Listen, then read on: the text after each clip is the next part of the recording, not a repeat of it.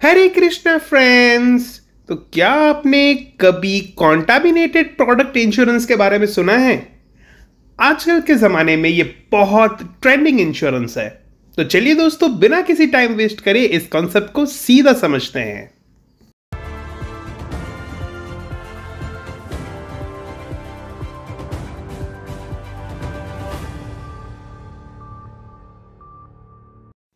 अब दोस्तों, marine insurance के बारे में तो आपको पता ही होगा। मरीन इंश्योरेंस आमतौर पे हम CIF टर्म्स में बाई करते हैं। ये basically port to port activate रहता है। Basically insurance warehouse to warehouse होते हैं, राइट। सो एक जगह से दूसरी जगह सामान पहुंच गया, फिर इंश्योरेंस का वहां पर लायबिलिटी रहता नहीं है। लेकिन कंटामिनेटेड इंश्योरेंस का यहां पर एडवांटेज क्या है कि वो क्लियरेंस के बाद ओवरसीज कंट्री में कस्टम क्लियरेंस के प्रोसेस के बाद भी ये एक्टिवेट रह सकता है। इनकी जो लाइफ स्पैन है ना, जो टाइम स्पैन है, बेसिकली टाइम स्पैन वो ज़्यादा लंबी होती है और बहुत सारी चीज़ें इस पर कवर होती है। जैसे कि नॉर्मल आपका जो मरीन इंश्योरेंस होता है उसमें विदेश से सामान आपका रिजेक्ट हो गया तो वो आपका कवर नहीं होता, लेकिन इसमें कंटामिनेटेड इंश्योरेंस में ये कवर हो सकता है। आगे बहुत डिटेल है, वो हम समझेंगे। अब उसी तरीके से दोस्तों, हम इंश्योरेंस एक पॉइंट पे बाई करते हैं। आमतौर पे हम दो इंश्योरेंस बाई करते हैं। जो हम हमारा सामान खरीदते हैं उस जगह से हमारा पोर्ट तक का जो डोमेस्टिक ट्रांसपोर्टेशन होता है वो इंश्योरेंस लोकल लॉजिस्टिक्स के साथ, जिनको हम इनलैंड ट्रांजिट इंश्योरेंस कहते हैं। और हमारा जो सामान विदेश जाता है port to port marine insurance, वो हम बाई करते हैं। लेकिन अगर मैन्युफैक्चरिंग में ही कोई डिफेक्ट आ जाए, राइट, तो वो चीज मरीन इंश्योरेंस में कवर होती नहीं है। लेकिन कंटामिनेटेड मरीन इंश्योरेंस में ये चीज हम कवर कर सकते हैं। तो खास करके दोस्तों, आगे एडवांस लेवल पे बढ़ने से पहले इतना बेसिक्स क्लियर करें कि नॉर्मल मरीन इंश्योरेंस के कंपैरिजन में कंटामिनेटेड प्रोडक्ट इंश्योरेंस की लाइफ ज़्यादा लंबी रहती है। ये प्रोडक्ट लेने से पहले भी एक्टिवेट रहता है और प्रोडक्ट लेने के बाद भी लंबे समय तक, जब तक प्रोडक्ट आपके खराब नहीं हो जाते तब तक ये एक्टिवेट रहता है। ये टाइम बाउंड की दायरे से बाहर लाया जा सकता है, राइट। बाकी के इंश्योरेंस क्या होता है कि समय सीमा खत्म हो जाती है, फिर आप उसमें ज़्यादा वर्कआउट नहीं कर सकते। ये बहुत ही लंबा टाइम स्पान वाला आपको इंश्योरेंस मिलता है और इसमें बहुत सारे पैरामीटर्स ऐसे कवर होते हैं जो आगे हम वीडियो में कवर करेंगे, जो आपके नॉर्मल मरीन इंश्योरेंस में कतई कवर नहीं हो पाते। इसलिए दोस्तों, हमको नॉर्मल मरीन इंश्योरेंस प्रीमियम 1% या उनसे कहीं लेस अमाउंट ऑफ प्रीमियम होता है, लेकिन कंटामिनेटेड प्रोडक्ट इंश्योरेंस का प्रीमियम 2.5% से लेके 10% तक का होता है। तो चलिए दोस्तों, आगे विस्तार से समझते हैं कंटामिनेटेड प्रोडक्ट इंश्योरेंस। तो चलिए दोस्तों, एक केस स्टडी लेते हैं। अभी हाल ही में भारत के आम अमेरिका से रिजेक्ट कर दिए गए और ये न्यूज़ पूरे मीडिया में बहुत फैला था कि भारत के आम रिजेक्ट हो गए।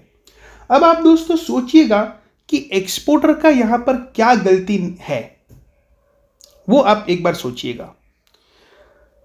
भारत सरकार बताती है कि जब भी आप अमेरिका आम एक्सपोर्ट करें तो आप एपेडा के अप्रूव्ड पैक्ड हाउस के थ्रू अपना पैकेजिंग काम करवाए।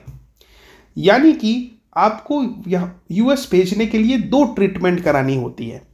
एक तो होती है आपकी इरेडिएशन ट्रीटमेंट और दूसरी होती है हॉट वाटर ट्रीटमेंट, ठीक है। ये ट्रीटमेंट एक्सपोर्टरों ने जो गवर्नमेंट अप्रूव्ड पैक्ड हाउस थे वहां पर करवाया। ये सामान विदेश चला गया, अमेरिका, और अमेरिका में पाया गया, उनकी एजेंसी ने पाया गया कि जिस संस्था से आपका ये इंस्पेक्शन हुआ है वो संस्था कुछ गड़बड़ी कर रही है ऐसा चांसेस है, ऐसा शंका है अमेरिका को कि उनके अकाउंटिंग सही नहीं है, उनके पास कितने एक्सपोर्टर आए कितने नहीं, उनके पास प्रॉपर रिकॉर्ड नहीं है, सर्टिफिकेट किसी को भी इश्यू कर दिया गया है, ऐसा डाउट है। और इस डाउट के अंतर्गत और प्रॉपर अकाउंटिंग ना होने की वजह से उस फैसिलिटी जो एपेडा की थी, सरकारी अप्रूव्ड फैसिलिटी थी, उस फैसिलिटी में कुछ गड़बड़ी का डाउट होने की वजह से भारतीय आम को रिजेक्ट कर दिए गए।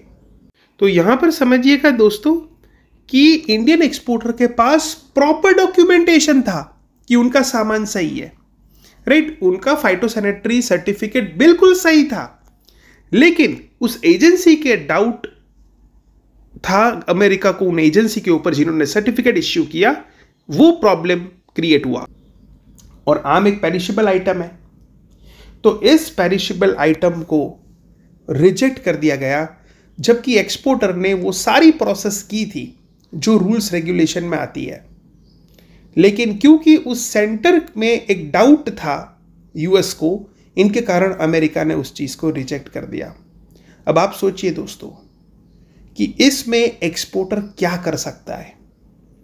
तो खास करके दोस्तों अब ध्यान दीजिएगा कि जिन एक्सपोर्टर के पास कंटामिनेटेड प्रोडक्ट इंश्योरेंस होगा और उनकी पॉलिसी में ये ऐड ऑन होगा तो वो बच जाएंगे। अब देखिए क्या क्या इस पॉलिसी में ऐड ऑन करवाया जा सकता है। सबसे पहला, customs rejection clause, right. Custom rejection clause आमतौर पे आपकी पॉलिसी में कवर नहीं हो पाता है, लेकिन कंटामिनेटेड प्रोडक्ट इंश्योरेंस में this could be the add on. दूसरा, थर्ड पार्टी अकाउंटेबिलिटी क्लॉज। अरे भाई मेरा गलती नहीं था, किसी और एजेंसी ने यहां पर गलती कर दिया। हाँ दोस्तों ये ध्यान रखिएगा, अगर जानबूझ के आप कुछ फ्रॉड कर रहे, चीटिंग कर रहे, तो आपको दुनिया में कोई नहीं बचा सकता। लेकिन आपने गलती नहीं की है, राइट, किसी थर्ड पार्टी की वजह से गलती हो रही है, चाहे वो एजेंसी हो या हो सकता है कोई भी आपके कंपटीटर हो, राइट, किसी भी तरीके से आपको नुकसान आपके ट्रेड में कराने का कोशिश करे, ये पॉलिसी में ये ऐड ऑन होगा, आप करवा सकते हैं। आपको आपका पूरा एक्सपोर्ट का वर्क फ्लो आपका कवरेज हो सकता है, एग्जैक्टली आपका प्रोडक्ट कहां से कहां जा रहा है, राइट, कहां से रॉ मटेरियल आ रहे हैं, कैसे प्रोसेसिंग होता है, एवरीथिंग कुड बी कवर्ड। इसमें आप सारी एजेंसीज का लिस्ट आप डाल सकते हैं, राइट, वहां से भी कहीं पर भी इश्यू हो गया, राइट, तो ultimately you could safe guard your interest in this policy. और इसमें आगे बहुत कुछ चीज है जो आपकी कवर होगी। तो दोस्तों कॉन्टामिनेटेड प्रोडक्ट इंश्योरेंस में किसी भी प्रकार का प्रोडक्ट को लेके लॉस हो गया, प्रोडक्ट बिगड़ गया, ये सारी चीजें इसमें कवर है। लेकिन मेक श्योर दोस्तों कि आपका इंटेंशन यहां पर क्लीन होना चाहिए, राइट, तो आपको डेफिनेटली यहां पर आपको क्लेम मिलेगा। यहां पर आपके बायर के साथ आपका रेपुटेशन भी अच्छा रहेगा, राइट, क्योंकि हो सकता है आपका गलती ना हो, राइट, और प्रोडक्ट किसी भी कारण की वजह से प्रोडक्ट में खराबी आ गई, राइट, तो यहां पर अल्टीमेटली आपको क्लेम मिलेगा। अब यहां पर किसी का प्रश्न ये हो सकता है कि मेरे पास तो ईसीजीसी कवर है और ईसीजीसी कवर में तो पॉलिटिकल रिस्क भी इन्वॉल्व है कि जहां पर अगर कस्टम्स हमारा प्रोडक्ट रिजेक्ट कर दे तो हमको क्लेम मिल सकता है। ये बात सही है दोस्तों, पॉलिटिकल रिस्क कवर है, लेकिन कस्टम अगर पॉलिटिकल रीजंस के कारण रिजेक्ट करे तो कवर है। जैसे फॉर एग्जांपल कुछ समय पहले इंडिया का जो पीनट्स था वो एक्सपोर्ट हुआ था वियतनाम में, और वहां पर कुछ पॉलिटिकल रीजंस की वजह से रूल्स पे बदलाव किया गया, तो वो ईसीजीसी के दायरे में आप ला सकते हो कि भाई एक देश दूसरे देश के ऊपर खुन्नस निकाल रहा है और इनके कारण आपको गवर्नमेंट सपोर्ट करेगी। लेकिन अगर कोई ऐसा इश्यू है, राइट, कि जो पॉलिटिकल में कवरेज नहीं हो रहा है, अदर रीजंस की वजह से रिजेक्शन हुआ है जहां पर आपका गलती नहीं है, right, you have did your best of your efforts, और आगे मैं वीडियो में कवर करूंगा कि आपको क्या क्या ध्यान रखना है, राइट। तो ये आपको कॉन्टामिनेटेड प्रोडक्ट इंश्योरेंस ही आपको काम आएगा। अब फर्दर कोई ये भी कह सकता है कि मेरे पास तो आईसीसी कवर ऑल रिस्क वाला कवर है, कवर ए, लेकिन दोस्तों आपने ये चेक किया है कि उस पर एक्सक्लूजन अभी कंपनी कितने सारे डाल रही है? वॉर का एक्सक्लूजन उसमें है, राइट, पायरेट्स का एक्सक्लूजन डाल दिया है, राइट, बहुत सारी कंपनियों ने। तो फिर आपको इंश्योरेंस क्लेम के टाइम पे नहीं मिलता, सिर्फ आपको लगता है कि हाँ मेरे पास कवर है, मेंटली पीस रहते हो, लेकिन क्लेम के टाइम क्या होगा, राइट। तो वो एक्सक्लूजन्स यहां पर आप रिमूव कर सकते हो, राइट। इससे बायर के साथ आपका जो रिश्ता है वो रेपुटेशन के साथ बना रह सकता है और बायर को भी, राइट, लॉस झेलना ना पड़े, एक अल्टीमेटली आपके फॉल्टी गुड्स को एक्सेप्ट ना करना पड़े। ये सारी चीज़ें यहाँ पर आपको बेनिफिट में रह जाती है। और दोस्तों सबसे बड़ी बात इसमें यह है कि खास करके बड़ी बड़ी कंपनियां जो ब्रांड वैल्यू में फोकस करती है वो डायरेक्टली बायर को बताती है कि हमारी कंपनी की पॉलिसी है कि हम कॉन्टामिनेटेड प्रोडक्ट इंश्योरेंस निकालेंगे, ताकि बायर को कभी भी कोई ऐसा प्रश्न हो कि भाई प्रोडक्ट बिगड़ गया तो क्या होगा, इश्यू होगा तो क्या होगा, राइट, क्या करेंगे। तो एक ब्रांड रेपुटेशन और ब्रांड क्रेडिबिलिटी, राइट, ब्रांड की क्रेडिट वर्दीनेस को स्ट्रेंथन करने के लिए भी काफ़ी सारे एक्सपोर्टर्स सामने से बायर को ये पॉलिसी लेके देते हैं। और खास करके नए एक्सपोर्टर के लिए बहुत ही यूज़फुल है, क्योंकि नए एक्सपोर्टर को एक कन्विंस करना होता है बायर को कि भाई मेरा प्रोडक्ट जो है वो अच्छी तरीके से आपको रिसीव होगा, और अगर कहीं पर भी कुछ भी फॉल्ट हो जाता है, बिगड़ जाता है प्रोडक्ट, कहीं पर भी स्पॉइल हो जाता है, तो आपके पास एक स्ट्रॉन्ग पॉलिसी रहेगा, right. So that is really very good, right, into the international trade कि एक कॉन्टामिनेटेड प्रोडक्ट इंश्योरेंस हो। इससे कन्विंस हो जाते हैं बायर कि अभी मुझे प्रोडक्ट का कोई भी क्वालिटी का चिंता नहीं है, राइट। अब प्रोडक्ट का कोई खराब होने का कोई टेंशन नहीं है, क्योंकि एक स्ट्रॉन्ग कवर, राइट, प्रोडक्ट की क्वालिटी का लोगों के पास आज अवेलेबल है। अब फर्दर दोस्तों हम ये देख लेते हैं कि किन किन चीज़ों का खास करके हमको ध्यान रखना चाहिए ताकि ये पॉलिसी का बेनिफिट हमको अच्छी तरीके से मिल पाए, क्लेम के टाइम पे कोई हमको ज़्यादा दिक्कत ना हो। तो यहाँ पर दोस्तों सबसे पहले आपको ध्यान ये रखना है कि ये प्रोडक्ट की टोटल कवरेज है, राइट, इस पॉलिसी में।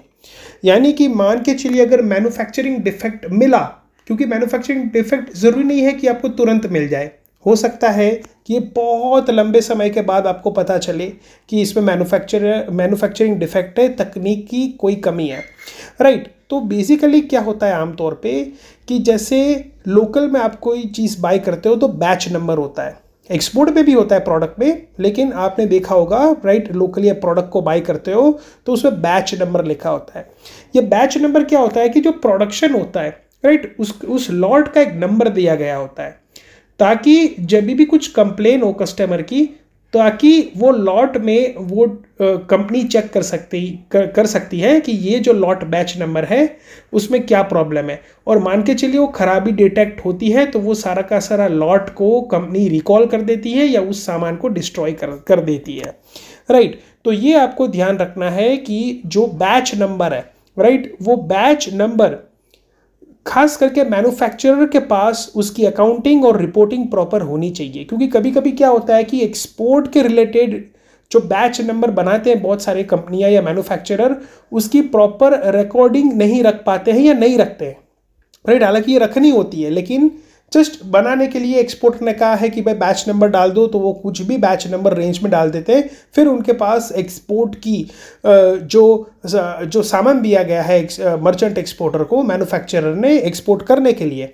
उसका प्रॉपर अकाउंटिंग अगर नहीं होगा तो अल्टीमेटली मर्चेंट को क्लेम्स नहीं मिलेगा। ये खास करके ध्यान रखना है। मर्चेंट एक्सपोर्टर को या और मैन्युफैक्चरिंग एक्सपोर्टर जो डायरेक्ट एक्सपोर्ट कर रहे हैं विद दिस पॉलिसी, उनको ये ध्यान रखना है कि प्रॉपर लेबलिंग कंप्लायंस अच्छी तरीके से फॉलो की गए हो। अगर आपका प्रोडक्ट एक्चुअल में बिगड़ गया लेकिन लेबलिंग रॉन्ग है, जो उस कंट्री के स्टैंडर्ड के हिसाब से नहीं है, राइट, तो भी आपका क्लेम मिलने में आपको दिक्कत हो सकती है, राइट। तो ये खास करके आपको ध्यान रखना है कि जो भी लेबलिंग बाहर की रिक्वायरमेंट है उस कंट्री के नॉर्म्स के हिसाब से है, वो लेबलिंग प्रॉपर होने चाहिए।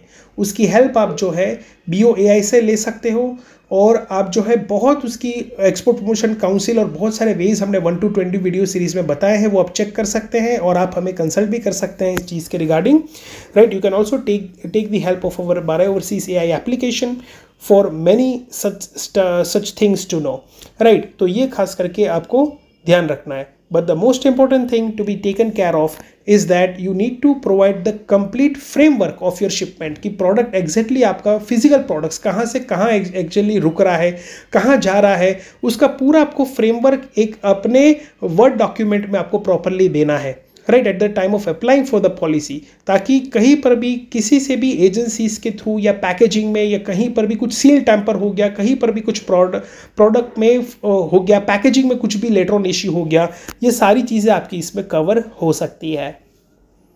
तो मेक श्योर दोस्तों कि आप बिफोर शिपमेंट इसके प्रॉपर फोटोग्राफ्स रखें और प्रॉपर प्री शिपमेंट इंस्पेक्शन करवा लें। ये बहुत ज़रूरी है ताकि at the time of claim आपके पास सॉलिड एविडेंस हो कि what ever you have made shipment is of proper quality end of proper standard. Further दोस्तों ये चीज़ का आप खास ध्यान रखिएगा कि जब भी आपका CIF शिपमेंट हो रहा है, I stands always for marine insurance, not the contaminated product insurance। तो ये ध्यान रखना है कि I हमेशा marine insurance रहेगा, राइट, एज पर द इनको टर्म्स। तो ये आपको गलती नहीं कर देनी है कि कॉन्टामिनेटेड प्रोडक्ट इंश्योरेंस एक अच्छा सा बाई कर लिया और मरीन इंश्योरेंस आपने लिया नहीं। ये गलती मत करना, क्योंकि हर एक इंश्योरेंस की एक अपनी वैल्यू होती है। एक फर्दर केस स्टडी हम देख लेते हैं कि कौन कौन से केसेस में कौन कौन सा इंश्योरेंस पॉलिसी आपको बेनिफिशियल होगा। अब देखिए दोस्तों, अगर आपका शिप डूब गया, राइट, आपका ट्रांजिट में कहीं प्रोडक्ट का लॉस हो गया, तो आपका मरीन इंश्योरेंस आपको काम आ जाएगा। अगर कोई शिपिंग लाइन की तकनीकी कमी की वजह से कोई प्रॉब्लम हो रहा है, तो शिपिंग लाइन के क्लेम डिपार्टमेंट को आप अप्रोच कर सकते हो। जैसे हमने YouTube के Day 1 to Day 20 video series में हमने केस स्टडी बताया था कि किस तरीके से पेरिशेबल प्रोडक्ट्स शिपमेंट होने के बाद उस पे कंटेनर में से पानी छूट रहा था। तो ऐसे बहुत सारे आते हैं, टेम्परेचर ऊपर नीचे हो जाता है, वेंटिलेशन का इश्यू हो जाता है, जिनके कारण प्रोडक्ट खराब हो जाते हैं, कॉन्टैक्ट, राइट। तो ये सारे सिनारियों में शिपिंग लाइन का जो गलती है, राइट, उनका नेग्लिजेंस है या फॉल्ट है टेक्निकल, तो वो सारे शिपिंग लाइन के क्लेम डिपार्टमेंट में हम क्लेम फाइल कर सकते हैं। अब आपका सिनेरियो ऐसा है कि प्रोडक्ट में कोई तकनीकी कमी है, मैन्युफैक्चरिंग डिफेक्ट है, जो लेटर ऑन डिटेक्ट हुई, राइट, बायर के वहां पर पहुंचा, तभी पता चला कि भाई इसमें प्रोडक्ट पे कमी है, राइट, ये सेलेबल नहीं है, तभी जाके आपका प्रोडक्ट का कंटामिनेटेड इंश्योरेंस पॉलिसी काम आएगा। और दोस्तों, हमने बहुत सारे केसेस में ऐसा देखा है कि सामान को कस्टम क्लियरेंस करवा लेते हैं बहुत सारे बायर, क्योंकि कस्टम क्लियरेंस के बाद ही वो प्रॉपरली एक्चुअली प्रोडक्ट को इंस्पेक्ट कर सकते हैं, एक्चुअली प्रोडक्ट को फील कर सकते हैं, तभी जाके उनको पता चल रहा है कि भाई प्रोडक्ट में तो 19-20 है, राइट, ये प्रोडक्ट बिगड़ रहे हैं या बिगड़ गए हैं। ये प्रोडक्ट बिगड़ना शुरू तब हुए जब ये क्लियरेंस हो गया, राइट, जब ये विदेशों में बिगड़ना उनका शुरू हुआ। तो सर्वेयर जब ये एनालिसिस कर देते हैं कि प्रोडक्ट्स आपका जो है वो कंटामिनेटेड हो रहा है या हो चुका है, राइट, खराब हो गया है, तो आपका ये प्रोडक्ट का इंश्योरेंस आपको सबसे ज्यादा काम आता है। That is the actually meaning of contaminated product insurance.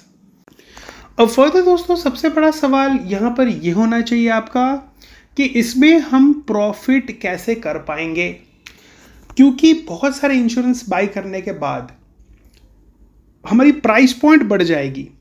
तो क्या हम एग्जैक्टली बायर्स को कन्विंस कर पाएंगे कि इस प्राइस पॉइंट के ऊपर वो हमसे प्रोडक्ट्स को बाय कर पाएं?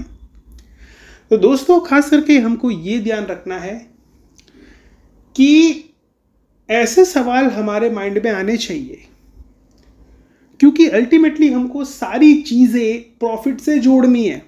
केवल ये वीडियो देख नहीं लेना है कि चलो भाई ये इंश्योरेंस का कंसेप्ट ये है, लेकिन रिलेट करो अब तक जो आपने सीखा है, सोचो कि at the end of the day किस तरीके से आप प्रॉफिटेबल सिनेरियो की तरफ आ पाएंगे, क्योंकि आपको हर एक चीज, जो भी चीज आप कर रहे हो, वो आपको भगवान से जोड़नी होती है, तभी जाके आपको लाभ मिलता है।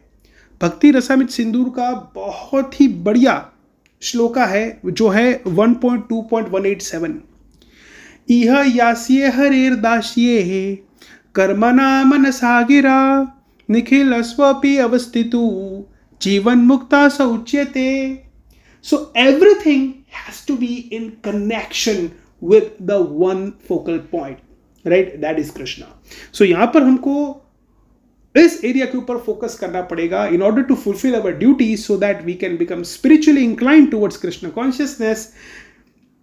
We need to select such products. हमको ऐसे products ऑप्ट करने पड़ेंगे जहां पर हमको प्रॉफिट मिल पाए और हम ऐसे टर्म्स में प्रॉपरली वर्कआउट कर पाए.